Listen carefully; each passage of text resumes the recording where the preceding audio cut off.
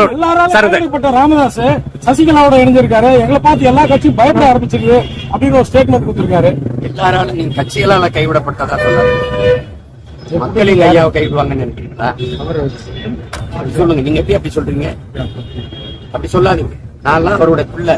அவர் இல்லாம எனக்கு இந்த உணர்வு வந்திருக்கு, இவ்வளவு போராட்ட குணம் வந்திருக்கு.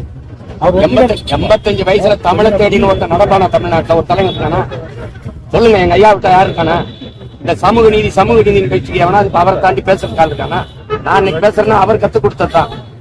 இந்த நாட்டுல என்ன உங்க ஈவேரா செஞ்சாரு? எங்க ஐயா ஆணமுத்து போட்ட பிச்சை 69 விழுக்காடு இடஒதுக்கீடு மண்டல கமிஷன்ல. எவன் பேசுற நீ? இந்த நாட்டுல வகுப்பாரி பிரதிநிதித்துவம் இன்னும் பேசிட்டு ஒரு மகன் இருக்காருன்னா எங்க ஐயா தான்.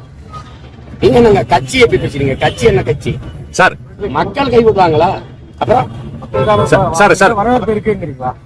இருக்கு இல்ல அவருக்கு இல்லைன்னா புள்ள இருக்கல, அவர் கனவு நான் நிறைவேற்றுவேன். இன்னொரு புள்ள இருக்காருல்ல, செய்யறோம். என்னங்க நீங்க அப்ப முடியல மகன் செய்வன்ல, வேற எதுக்கு நான் அரசியலுக்கு வந்தேன்? எதுக்கு வந்தேன்? ஐயாவும் ஆயாவும் கூட்டணி தமிழ்நாட்டு அரசியல பிரளயம் என்னன்னு பார்த்தா ராமதாசும் சசிகலாவும்.